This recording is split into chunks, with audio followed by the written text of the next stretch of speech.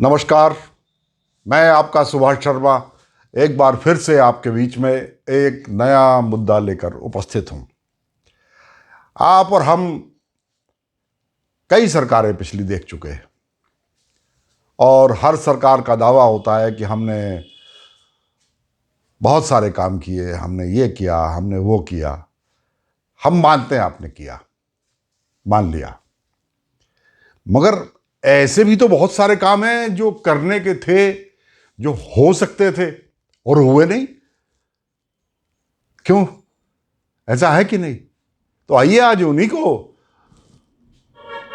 इस सूचीबद्ध करके बारी बारी से विश्लेषण करके देखते हैं कि हमने उत्तराखंड में क्या मांगा था और यहां कौन से काम हुए। करोड़ों सैकड़ों करोड़ का बजट यहां लगा, इसमें कोई दो राय नहीं। लेकिन जो काम उत्तराखंड राज्य के लिए, एक पहाड़ी राज्य के लिए होने थे, वो आपने किए कि नहीं किए? आइए आज उसकी चिंता करते हैं। क्योंकि मैंने आपको हमेशा कहा, मेरा काम केवल आलोचना करना नहीं है।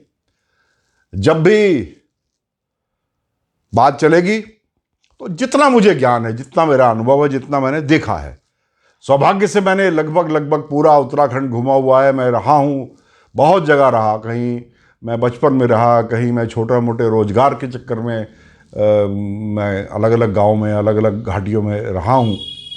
तो एक मोटा मोटा अंदाज़ा मुझे है। और मैं क्योंकि यूकेडी से जुड़ा रहा हूँ पहले, आपको मालूम है, तो यूकेडी से जुड़ने के कारण मुझे उसका भी ज्ञान है कि हमारी प्राथमिकता क्या होनी चाहिए।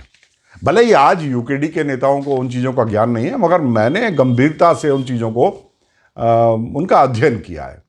देखिए, हम सबसे पहले तो मैं ये बताऊं कि यहाँ कुछ ऐसे फल हैं जो खास तौर पे सिट्रस जाति के फल, वो हमारे यहाँ खूब आराम से होते हैं, बगैर देखभाल के होते हैं। मगर सरकार ने उसके खरीद केंद्र नहीं बनाए, और खरीद केंद्र इसलिए नहीं बनाए कि उसके प्रोसेसिंग सेंटर नहीं बनाए। सरकार खाली ले करके उसको सड़ने के लिए फेंक दे तो उससे तो काम चलेगा नहीं। अच्छा, फिर क्या हुआ? हम तो बड़े दकियानूसी ख्यालात के हो गए। हम शराब पीते खूब है, शराब पीने से हमको परहेज नहीं है, लड़ते हैं उसके लिए। हर तरह की शराब, वो जो कैंटीन वाली शराब जो बाजार में ज़्यादा भाव पर बिकती है, वो शराब भी खरीदते हैं, ठेके की शराब भी खरीदते हैं, देसी भी खरीदते हैं। और क्या बोलूं, वो जो कनस्तरों में बनती है अवैध शराब, वो भी लोग पीते हैं। तो इसलिए जब शराब की फैक्ट्री लगाने की बात आए, जब वाइन फैक्ट्री लगाने की बात आए, वहाँ हम आंदोलन पर उतारू हो जाते हैं कि नहीं, हम तो ये नहीं होने देंगे, ये तो देवभूमि है। तो देवभूमि में सिर्फ पीने की ही अनुमति है, पी के झूमने की ही अनुमति है खाली। थोड़ा सा अपने विचारों को बदलिए, क्योंकि इससे आपको अपने ही घर में जो फल पैदा हो रहे हैं, जो होते ही हैं, कोई अतिरिक्त परिश्रम भी उसके लिए नहीं करना। सिर्फ सरकार को ये चाहिए था कि उसके लिए अच्छी प्रजाति के फल लेके आ जाती, उसके पेड़ लेके आ जाती, और इस बात की गारंटी हो जाती वहाँ के स्थानीय व्यक्ति को कि भाई अगर आप ये पैदा करोगे तो हम उसको खरीदेंगे और उसको प्रोसेस करेंगे किसी भी रूप में, चाहे उसका जूस निकाले, चाहे अब हिमाचल गए ना, हिमाचल की किसी भी सड़क पर चले जाओ आप, HPMC के, हिमाचल प्रदेश, जहाँ तक मेरा ख्याल है मार्केटिंग कॉरपोरेशन उसका नाम है, आपको HPMC के स्टॉल सड़क के किनारे, कोई स्थानीय नौजवान, कोई स्थानीय हमारा साथी वहीं का, हिमाचल प्रदेश का, उसका स्टॉल होगा, एक छोटी सी दुकान होगी, खोखा टाइप दुकानें होती है, लोगों की अपनी पक्की दुकान है, उसमें भी बेचते हैं। HPMC के अपने ऑथराइज सेंटर भी हैं और उनसे फ्रेंचाइजी लिए हुए, उनकी डीलरशिप लिए हुए लोग भी हैं। और आप जाओ, रास्ते में आपको हर चीज मिलती है वहां। वो वहीं के फल को जो प्रसंस्कृत करके, उसको प्रोसेस करके, उसको वो प्रिजर्व करते हैं, उसका चाहे जूस निकालें, चाहे उसका मुरब्बा बनाएं, या उसका कुछ भी हम बनाते हैं, उसका वो इस्तेमाल वहाँ पर करते हैं। फ्रूट बियर के नाम से बिकती है, वो तो अल्कोहल भी नहीं है उसमें, मैं स्वयं लाया हूँ फ्रूट बियर, सुन करके नाहन के पास जो सेंटर है वहाँ से लेकर के आया हूँ, और ये स्वादिष्ट थी। ये हमारे यहाँ किसी के पास, जब हम कहते हैं कि विजन नहीं है सरकार में, तो वो इन चीज़ों का अभाव है। ऐसा होता तो एक बड़ी आबादी वो इन्हीं चीज़ों पर हमारे यहाँ निर्भर करती, और जो हमारा सपना था उत्तराखंड राज्य का, वो हम पूरा नहीं कर पाए। गाय हमारी, हम तो इतना सा लोटा लेकर के जाते हैं क्योंकि हमारी गाय की प्रजाति वही है, बहुत पुरानी। उसका दूध होगा, उसका दूध स्वादिष्ट होगा, मैं ये नहीं कहता उसके दूध में अधिक गुण होंगे, ये भी बात सही है, मगर अधिकांश को तो कोलेस्ट्रॉल की प्रॉब्लम हो गई। अब तो लोग हाफ टोन और फैट फ्री दूध ले रहे हैं। वो पीते पीते हमारी आदत ऐसी हो गई कि अब वो उतना स्वादिष्ट मिल्क पचाने लायक हमारा शरीर ही नहीं रहा। मैं ये इसलिए कह रहा हूं कि हम सिर्फ इसी बहाने पर लगे हुए हैं कि जब वो तो गाय लेंगे तो हम बिल्कुल वही देसी नस्ल की गाय लेंगे। अरे भाई, क्यों नहीं पूरी प्रजातियों को हमारी सरकार बदलती, और हमारे ही जैसी जलवायु और हमारे ही जैसे क्षेत्र के लोग हैं जहाँ से ये अच्छी प्रजाति की गाय आती हैं, जो 10 लीटर से उनकी शुरुआत होती है। मैंने डेयरी की है कुछ समय, मुझे मालूम है। मेरी 11 गाय थी और 125 किलो दूध मैं रोज बेचा करता था। ये काम भी मैंने किया है, तो करिए ना। इसकी पहल कौन करेगा? ये वो काम है जो आप कर सकते थे और आपने नहीं किए। ऐसे ही काम हमने भेड़ और बकरी, इन दोनों को हमने नियोजित तरीके से पाला ही नहीं। हमने तो ये मान लिया कि ये तो कुछ खास जाति के लोग हैं, पाल लोग हैं, बकरवाल लोग हैं, बस ये उन्हीं का काम है। ये जाति के बंधन में जो हम बंध गए ना, हमारी जाति ये है तो ये काम हमारे लिए वर्जित हैं, ये इसने भी हमको आज तरक्की नहीं करने दी। बहुत देर से ये काम हुआ, मुझे मालूम है। अभी हमारे वर्तमान कृषि मंत्री सुबोध उनियाल ऑस्ट्रेलिया से कुछ भेड़ों की प्रजाति लेके आए, और मुझको ये जानकारी मिली कि वो बहुत अच्छा, यहाँ पर उनमें इतनी अच्छी क्वालिटी की मरीनो वूल जो होती है, जो सबसे अच्छी क्वालिटी की है, वो मरीनो वूल उसमें पैदा हो रही है। अब जब एक जगह जहाँ पर प्रयोग किया वहाँ हो रही है, तो पूरे उत्तराखंड में क्यों नहीं हो सकती?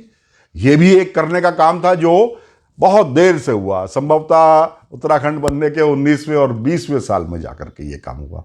ये मैं आपको काम गिनवा रहा हूं आज। एक काम जो मेरी नज़र में हमेशा खटकता है, हम बड़े भाग्यशाली हैं कि हमारे यहाँ दक्षिणी ढाल बहुत है।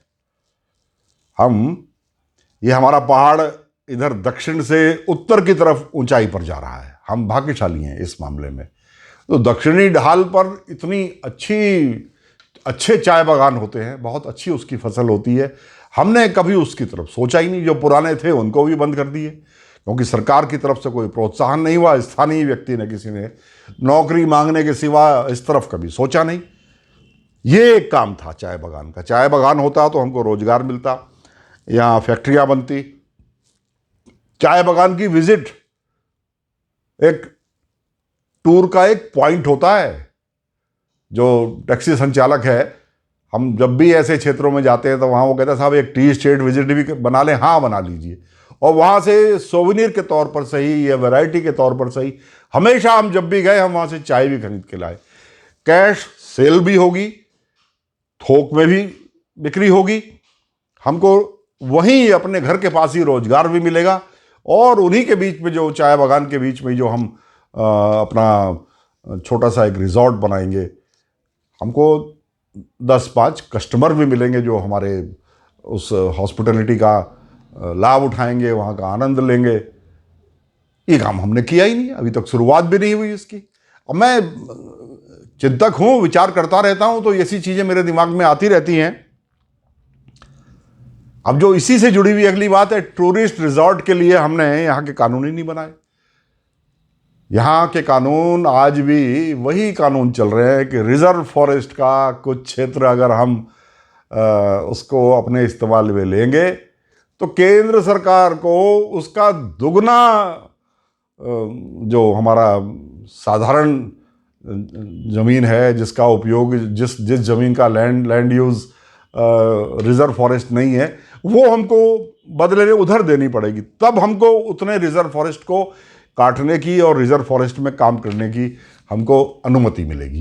ये नियम हमने आज तक नहीं बदला, क्योंकि हमारी सोच ही नहीं है। हमने कभी सोचा ही नहीं कि देहरादून, मसूरी, नैनीताल और जो इस्टेब्लिश्ड है इसके आसपास के अलावा कहीं दूसरी जगहों पर भी हम टूरिस्ट रिजॉर्ट बना सकते हैं। मैंने पहले भी कहा 70 लाख के करीब टूरिस्ट हर साल उत्तराखंड में आता है। उसको रोकने के लिए हमारे पास कुछ है ही नहीं। वही कंक्रीट के मकान, सड़क के आसपास के मकान, जो सड़क के आसपास के जो होटल्स हैं बड़े बड़े, बिल्कुल दिल्ली, बेंगलोर, मुंबई के पैटर्न पे जो बने हुए हैं, बस वही है हमारे पास देने के लिए। हमने यहाँ की शैली में मकान बनाए नहीं, क्योंकि उस पर पाबंदियाँ हैं, उस पर वन कानून लग जाते हैं। उनको कानून को बदलने के हमारे पास कोई विज़न ही नहीं है, कोई सोच ही नहीं है, कोई विचार ही नहीं है। ये एक और चीज़ है जो हम कर सकते थे, हमने किया नहीं। अच्छा, हमने कभी इंडस्ट्रियल एरिया नहीं बनाए। यही 3 साढ़े 3 जिले जिनमें इंडस्ट्रियल एरिया यहाँ पर अभी चल रहे हैं, हम उससे आगे बढ़े ही नहीं।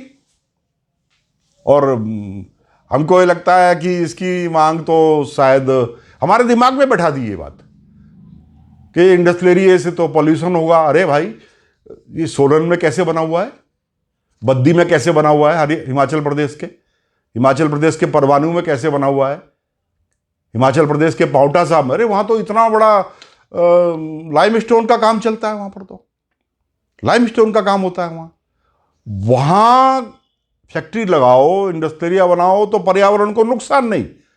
और हमारे दिमाग में ये बात बैठा दिया, हमारे ही बीच में से इसका विरोध करने के लिए 5 आदमी खड़े हो जाएंगे, नहीं साहब आप तो पर्यावरण के साथ खिलवाड़ कर रहे हो। तो पर्यावरण के साथ खिलवाड़ क्या हिमाचल में ये फैक्ट्रियां लगाने से नहीं होता?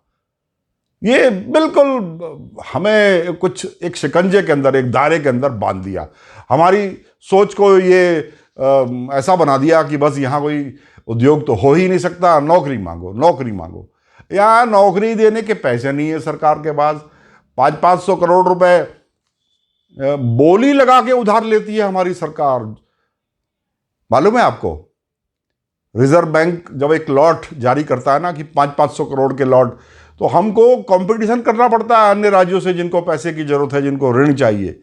तो हम कई बार से अधिकतम बोली लगा करके वो पैसा ले रहे हैं सिर्फ तनख्वाह देने के लिए। तो ये सरकारी नौकरी का भूत दिमाग से निकालो। ये अब आगे नहीं चलने वाला। और जिस वजह से आप सरकारी नौकरी करना चाहते थे, पेंशन की वजह से, वो पेंशन तो पहले ही खत्म कर दी। तो फिर बुढ़ापे में तो कुछ करना पड़ेगा ना, 60 साल के बाद, 58 साल के बाद। और ये भी पता नहीं 58 साल पूरी कर पाओगे कि नहीं, क्योंकि 50 साल में ही आपकी नौकरी भी आपकी परफॉर्मेंस के आधार पर आपसे वापस ली जा सकती है। अब ये भी नियम बन गए। तो इसलिए अभी से अपने बच्चों के दिमाग में ये डालो और अपनी नई पीढ़ी को ये सिखाओ कि अपना रोजगार करो, अपना काम करो। एक और मैं आपसे बात कहना चाहता हूं। मैं लगभग 40-42 साल से उत्तराखंड के सुदूर क्षेत्रों में घुमा हूं। मैंने यहाँ लकड़ी के स्लीपर काट के नीचे ढुलान करते हुए, ट्रकों में ले जाते हुए, गंगा में, नदी में, जमुना में, इनमें डालकर ले जाते हुए, और अपना ठेकेदार अपना उसमें अपना मार्क लगा देता था और फिर आगे पकड़ लेते थे। जिस ठेकेदार का है वो उसके मुंशी उसको पकड़ते थे। वो मैंने देखा है। कभी हमारे दिमाग में ये बात नहीं आई कि हम लकड़ी क्यों बेच रहे हैं, हम लकड़ी का फर्नीचर क्यों नहीं बना सकते, हम लकड़ी के चौखट दरवाजे क्यों नहीं बना सकते, हम लकड़ी के तख्ते क्यों नहीं बना सकते। हम उसका वैल्यू एडिशन करके बेचें। तो जहां केवल एक ठेकेदार और उसकी चंद कहना नहीं चाहिए, लेकिन सच्चाई है कि सिर्फ नेपाली लेबर ने काम किया, वहां दूसरी लेबर काम भी नहीं करती। सिर्फ उनके लिए हमने वो जंगल खोले और अपने आदमी, हाँ, क्योंकि हम अगर प्रॉब्लम यह है फिर वही हमारी जाति आ जाती है। हम लकड़ी का काम करेंगे तो बढ़ई कहलाएंगे, है ना। वो हम तो भाई तो ऊंची जात है, हम जाति के बंधन में बहुत गहरे बंधे में। तो इसको तोड़ो, अपने दिमाग को खोलो भाई। कुछ नहीं रखा इन चीज़ों में।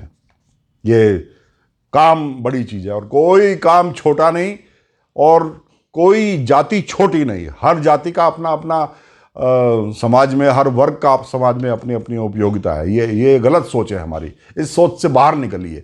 और उस लकड़ी को जो हमने आज तक हजारों लाखों करोड़ की लकड़ी जो हमने आज तक सिर्फ लकड़ी के रूप में यहाँ पर मैदानी क्षेत्रों में हमने बाजार में बेच दी ना, हम उसका करोड़ों, उसको 100 गुना बढ़ा करके जो हमने लाखों में बेचा उसको करोड़ों में कन्वर्ट कर सकते थे, हमने नहीं किया। ये कुछ काम है जो मैं आपको बता रहा हूं। मेरी सूची अभी लंबी है, थोड़ी सी और है, 2-3 है तो बहुत सारी, लेकिन मैं आज सिर्फ पहाड़ से संबंधित बातें आपको बोलना चाहता हूं। इतनी बड़ी वाटर बॉडी टिहरी झील की, मैं डल लेक भी 3 बार गया हूं, मैंने वहां शिकारी में भी घूमा हूं। जहां तक मुझको याद है वो जो सही एरिया है वो 28-30 किलोमीटर लंबा है, और ये 40-42 किलोमीटर लंबी हमारे पास वाटर बॉडी है। इतनी बड़ी वाटर बॉडी, हमारे पास कोई इसके लिए योजना ही नहीं है, आज भी योजना नहीं है। जो लड़के वहाँ, हमारे नौजवान वहाँ पर बोटिंग भी कर रहे हैं, तो उसमें सरकारी दखल बहुत ज़्यादा है। हाउस बोट हम नहीं डाल पाए। हमें तो बड़ा सपना था कि एक ऐसी खूबसूरत, कश्मीर डिस्टर्ब था तो हम उसकी बहुत अच्छी मार्केटिंग कर सकते थे, हमने वो भी नहीं किया। तो इतना पानी, अच्छा वो देखिए किस जमाने में एडमंड हिलेरी सागर से और आकाश तक, फ्रॉम ओशियन टू स्काई, ये एक्सपीडिशन कर गया। नंदप्रयाग में उसको प्रकृति ने रोक दिया, वो अपनी जेट बोट से वहां तक गया था। मैं भी उस वक्त हरिद्वार में पढ़ता था, पीछे पीछे भागते थे उसकी, वो पानी की दिशा के विपरीत अपनी जेट बोट्स लेकर के जाता था। यानी वो कब हमें ये रास्ता दिखा गया कि ये वाटरवेज भी डेवलप हो सकते हैं उत्तराखंड में। उत्तराखंड क्या है, इसमें तो पूरा देश ही पिछड़ गया हमारा, हमने कहीं वाटरवेज का इस्तेमाल ही नहीं करा। और वो न केवल सुविधाजनक है बल्कि उसमें एक एडवेंचर भी है।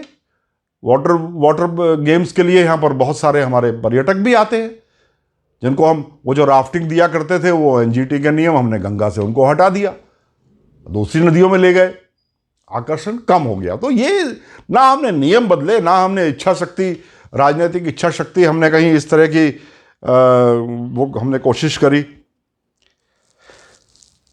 ऐसे भी लोग हैं जिन्होंने अपने दम पर यहाँ पर स्वास्थ्य के केंद्र बनाए हैं।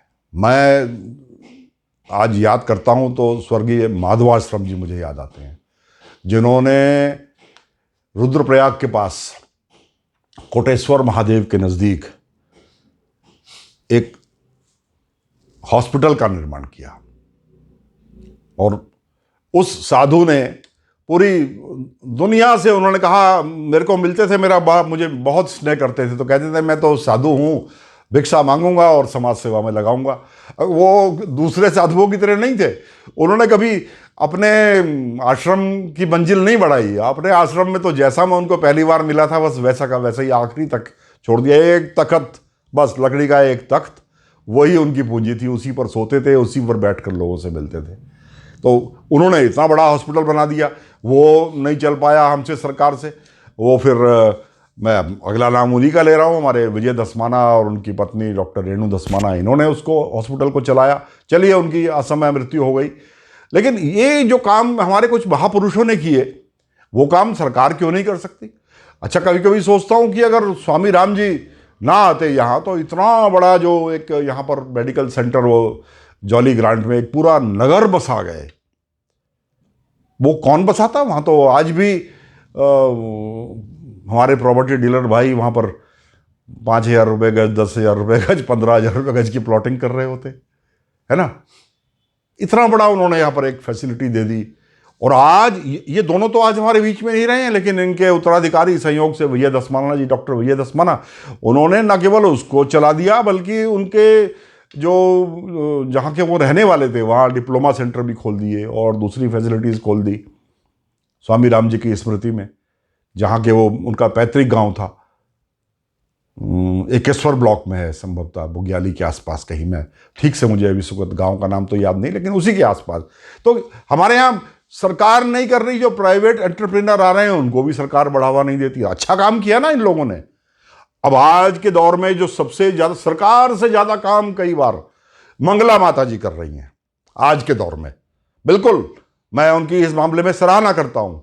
जो उनकी संस्था है, संस्था का नाम मुझे इस वक्त पूरा याद नहीं है, लेकिन मंगला माता जी उसमें प्रमुख हैं। उनके पति भी है, मैं उनका नाम इस वक्त मेरे दिमाग से निकल गया, वही सतपाल महाराज जी के ही परिवार के लोग हैं, हालांकि वो अलग अलग है, लेकिन उस परिवार ने आज भी वो लोग करते हैं, यहाँ पर काम करते हैं। कोई ऐसा फरियादी नहीं है जो खाली हाथ जाता हो, जो जेन्युइन फरियादी है। एक पूरा स्टाफ इस काम के लिए लगा रखा है, जो सरकारों की भी मदद करता है और जो ज़रूरतमंद लोग हैं उनकी मदद भी करता है। हम उनको भी आगे नहीं प्रोत्साहन दे रहे। ना हमने महंत जी को कभी कहा कि आइए साहब कहीं पहाड़ों में भी लगाइए, यानी उनकी लिए जो बाई लॉज होते हैं मेडिकल काउंसिल के, उसमें भी कितनी परेशानी उनको हुई, ये सड़क इधर से नहीं उधर से, उधर से नहीं इधर से। और आज कितनी बड़ी तो सेवा हो रही है लोगों की, वहाँ पर हॉस्पिटल बन गया, मेडिकल कॉलेज भी बन गया। तो हमने प्राइवेट एंटरप्रेन्योर्स को कभी भी देहरादून से ऊपर चढ़ाने की कोशिश ही नहीं करी। हाँ, घनसोला जी गए, ग्राफिकेरा वाले, उन्होंने एक हिल कैंपस खोला भीमताल के पास, तो हम क्यों नहीं अन्य क्षेत्रों में भी। अच्छा, खाली खाली हायर एजुकेशन क्यों, खाली हायर एजुकेशन क्यों? हम क्यों नहीं अंग्रेजी माध्यम के जितने भी बड़े ब्रांडेड स्कूल्स हैं, हम उनको बोलते हैं कि हम आपको ये सुविधाएं देंगे, ये वाला हिल टॉप आपको दे रहे हैं, यहाँ पर आप बोर्डिंग स्कूल भी खोलिए और डे बोर्डिंग भी खोलिए, ताकि स्थानीय बच्चे भी हमारे बच्चे, वही समस्या वही है कि पढ़ लिख करके 90% मार्क्स लेकर के 95% मार्क्स लेके आ जाते हैं, लेकिन जब किसी कंपटीशन में जाते हैं, किसी मल्टीनेशनल के सामने जाते हैं, किसी बीपीओ के सामने जाते हैं, तो वहाँ अंग्रेजी में हाथ तंग है। तो हम उस शिक्षा को आज भी नहीं बढ़ा रहे, परेशान हैं, वो परेशानियां झेल रहे हैं, हमें वो दिक्कतें हमारे सामने आ रही हैं कि हम जो मल्टीनेशनल कंपनीज हैं उसमें हम नहीं चल पा रहे, लेकिन आज भी हम सुधरने को तैयार नहीं हैं। तो ये काम तो सरकारों को करना चाहिए ना। अरे किसी भी बोर्डिंग स्कूल को कहाँ समस्या है, उसको आप जगह दे दीजिए और कह दिए आपसे कोई इसका डेवलपमेंट चार्ज नहीं लेंगे, नक्शा आपका ये 1 रुपये में निःशुल्क पास कर दिया, यहाँ पर आप स्कूल बनाइए, कैंपस बनाइए, वहाँ पर हॉस्टल बनाइए, बाहर से बच्चे पढ़ने आएंगे तो उनके लिए वहाँ बाज़ार भी चाहिए, उनको मिलने उनके माँ बाप आएंगे, उनके लिए बाज़ार चाहिए, स्कूल की अपनी 10 ज़रूरतें होंगी, उसके लिए बाज़ार चाहिए, और 20 लोगों को रोज़गार मिलेगा, कई लोगों की टैक्सी वहाँ लग जाएगी। कोई माँ बाप जाएगा, अब तो ट्रेन बनने वाली है, कर्णप्रयाग में उतरे और सीधा वहाँ यही किसी उबर को बोल दीजिए, किसी और कंपनी को बोल दीजिए, ये कंपनियां वहीं बन जाएंगी स्थानीय। मगर ये विजन ही नहीं है ना हमारे पास। इतने बड़े बड़े ब्रांड हैं जो उत्तराखंड में स्कूल जिन्होंने खोला हुआ है, उनके तो एक एड पर पहले ही साल में स्कूल पूरी सीट्स भर जाती हैं, मगर हमने कभी सोचा ही नहीं है इस विषय में। एक काम जो मैं आखिरी में आपसे कहना चाहता हूं, मुझे उसका बड़ा दुख है। राज्य हमने बना लिया, पीडब्ल्यूडी को ट्रेनिंग नहीं दी। पीडब्ल्यूडी आज भी वही जानता है जैसे उत्तर प्रदेश के ज़माने में जब हम थे, कि कैसे सड़क बनानी है, कहाँ से कहाँ उसका अलाइनमेंट करना है, बस इससे आगे पीडब्ल्यूडी बढ़ा नहीं। पहाड़ को खोदो, सड़कें बनाते जाओ, पहाड़ खोदो, सड़कें बनाओ। हमने पहाड़ खोदने के अलावा और कुछ किया ही नहीं। नतीजा ये कि आज भूस्खलनों की बाढ़ आ गई और कुछ दैवीय प्रकोप भी हो रहा है। हर 2-3 साल में बड़ी ज़बरदस्त बारिशें हो रही हैं, क्लाउड बस्ट की जो बादल फटने की घटनाएं वो भी बढ़ती जा रही हैं। तो वो पहाड़ स्थिर कहाँ हो पाएंगे भाई? ये समाधान नहीं है। मेन आर्टेरियल रोड जो होती है वो आप चौड़ी बना दीजिए, डिफेंस की भी ज़रूरत है, लेकिन रोप वे की तरफ अभी तक हमने शुरुआत भी नहीं करी। कब कोई सोचेगा कि यहाँ उत्तराखंड में रोप वे भी बन सकते हैं? विजन नहीं है। मैंने आपको ये कहा, मैं किसी की आलोचना नहीं कर रहा, मैं सिर्फ आज आपको भी कहना चाहता हूं कि इन जनप्रतिनिधियों को झकझोरी है क्या ना भैया, ये मिनी यूपी वाला पैटर्न कब तक चलेगा? बंद करिए इस तौर तरीके को। पहाड़ के लिए पहाड़ की योजनाएं लाइए, कुछ तो ऐसा करिए जो हमारा आदमी वहीं का वहीं अपने घर पे रह करके ही कुछ रोजगार भी कर सके, और अगर उसको रोजगार करने की में रुचि नहीं है तो वो किसी ऐसे ही अपने ही भाई बंद के रोजगार में नौकरी पा सके। अपने घर के 10-15 हज़ार बहुत हैं, ये बाहर की 25-30-40 हज़ार रुपए की जो हमारी चाहत है उससे, क्योंकि हम सौभाग्य से हम में से कोई भी भूमिहीन नहीं है, हमारे पास सबके पास घर है। पहाड़ का जो मूल निवासी है वो कोई किराए पे नहीं रहता अपने गांव में, सबके पास घर है, छोटा है बड़ा है वो अलग बात है।